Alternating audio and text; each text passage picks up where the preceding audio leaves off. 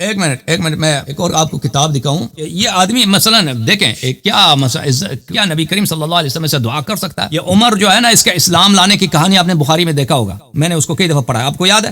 میں نے سنا ہے سر ان کے بارے میں کہ بھی یہ جی اپنی بہن کو مارا اور نہیں پھر مسجد میں گئے، اس طرح سے سنا ہے میں نے مسجد میں. بس اپنی بہن کو مارنا بھائی، یہ بھائی دیکھو میں وہ بھی دکھا دیتا ہوں. یہ بہن کو مارنے کی بات نہیں کر رہا، یہ اور کہانی. یہ بھی کوئی بہادری نہیں ہے کہ انسان اپنی بہن کو مارے، یہ کوئی شریف آدمی کا یہ کام نہیں ہے، ٹھیک ہے نا، کہ اپنی بہن کو اس کو مار دے، ہے کہ نہیں؟ پہلی بات یہ ہے میرے بھائی، یہ کتاب ہے تاریخ المدینہ المنورہ لابن شبہ، متوفی سنہ 262، تحقیق فہیم محمد شلتوت. اس کتاب میں آپ کو لے کے چلتے ہیں میرے محترم ناظرین صفحہ نمبر 814 میں. اب یہ کون سا شخص ہے جو پیغمبر صلی اللہ علیہ وسلم دعا کر سکتے ہیں کہ اس کے ذریعے اسلام کو عزت دے دے؟ یہ مکے کی بات ہے، ٹھیک ہے نا. اب مکے میں یہ مشرک تھا، اب مسلمان بننا، یہ اس کی اپنی حالت کیا ہے. یہ صفحہ نمبر 813 ہے. حدثنا عمرو بن عاصم، یہ حدیث یہاں سے شروع ہوتی ہے، ٹھیک ہے نا. اگلے صفحے میں جائیں، وہاں پہ ایک روایت ہے کہ ایک شخص آیا عمر کے پاس، اس نے کہا کہ میں فلان جگہ پہ میں نے شراب پیا تھا، آپ کا جو وہاں پہ جو گورنر ہے اس نے مجھے اس جگہ سے نکال دیا. اب کوئی میرے شخص کھانا بھی نہیں کھاتا، کوئی میرے شخص بیٹھتا بھی نہیں ہے. اس نے سب سے کہہ دیا کہ اس کے ساتھ نہ کوئی بیٹھے نہ کوئی پی لے، اس کے ساتھ کوئی معاشرت نہ کرے، تو اب میرے لیے زندگی بھی حرام ہو گئی، اب تم مجھے قتل کر دو.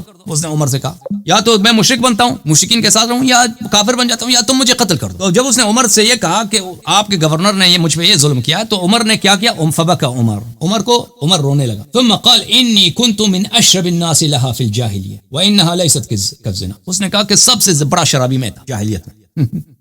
سب سے بڑا شرابی، شراب پینے والا تو میں تھا. وہ آپ نے شراب پیا ہے، شراب کی وجہ سے آپ کو کہا ہے کہ بھئی کوئی اس کے ساتھ، یہ کون سا بڑا جرم ہے؟ یہ زنا کی طرح توڑی ہے. سب سے بڑا تو دیکھیں ایک شخص ہو تو اپنی زبان سے کہہ رہا اسلام سے پہلے یہ سب سے بڑا شرابی تھا، اور اس کی کوئی بہادری بھی نہیں ہے، کوئی پیسہ بھی کچھ بھی نہیں ہے اس کے پاس کہ یہ کوئی شریف خاندان سے ہو. اب رسول پاک صلی اللہ علیہ وسلم دعا کریں کہ اللہ اسلام کو عزت دے دے. کس؟ ایک شرابی کے ذریعے سے، جو سب سے بڑا شرابی ہے شہر کا.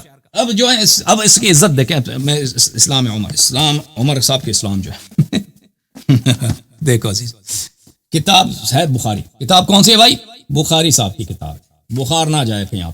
دار حیات تراث العربی سنہ 2001 بیروت لبنان میں کتاب. کتاب مناقب الانصار، باب اسلام عمر بن الخطاب، اسلام عمر بن الخطاب کے اسلام. حدیث نمبر 3864. عبداللہ ابن عمر خود عمر بن الخطاب سے روایت کرتا ہے کہ یہ مسلمان کیسے ہوا. یہ بخاری کی روایت ہے، عمر کی اپنی زبان.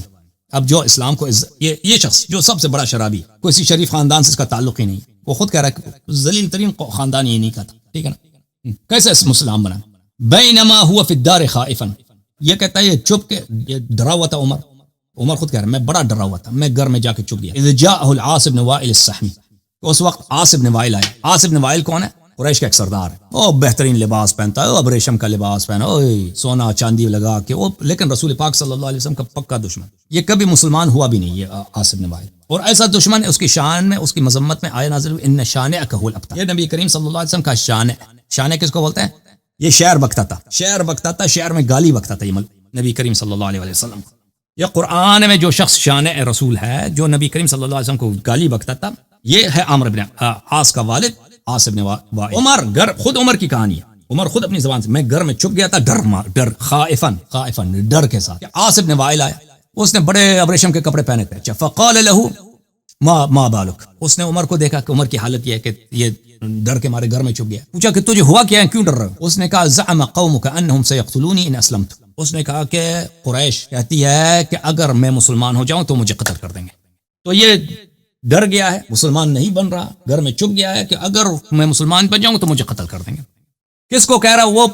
کس کو کہہ رہا ہے؟ کس کو؟ اب آپ دیکھیں ایک شخص پیغمبر صلی اللہ علیہ وسلم کو گالی دیتا ہے، آپ برداشت کریں گے؟ اس کے ساتھ دوستی ہو، اس کے ساتھ آپ بیٹھے ہیں، اس کے ساتھ کھانا کھائیں، آپ سے ملنے آ جائے، آپ پوچھا آپ کا کیا حال ہے. یہ اس شخص کے ساتھ اس کا دوست ہے، اس کا سردار ہے، اور وہ اس سے پوچھا کہ تو کیوں ڈرا ہوا ہے؟ وہ کہتا ہے لوگ مجھے قتل کر دیں گے اگر میں مسلمان بنا.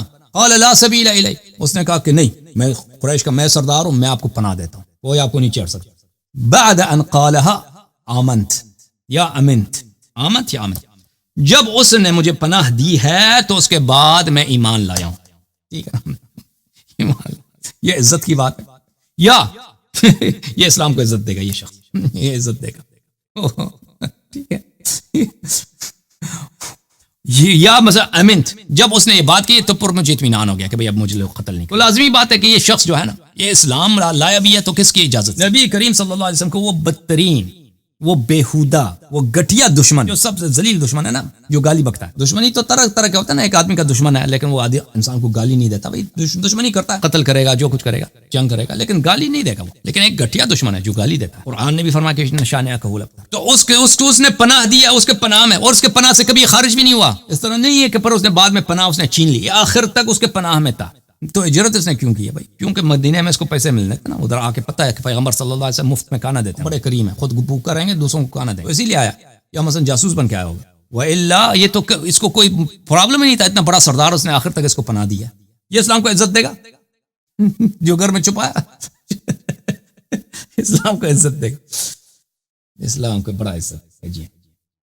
ایک شخص جو سب سے بڑا شرابی ہے، ڈرپوک بھی ہے، پیسے بھی نہیں، کچھ سردار بھی نہیں ہے، کچھ بھی نہیں ہے، اسلام کو یہ عزت دے.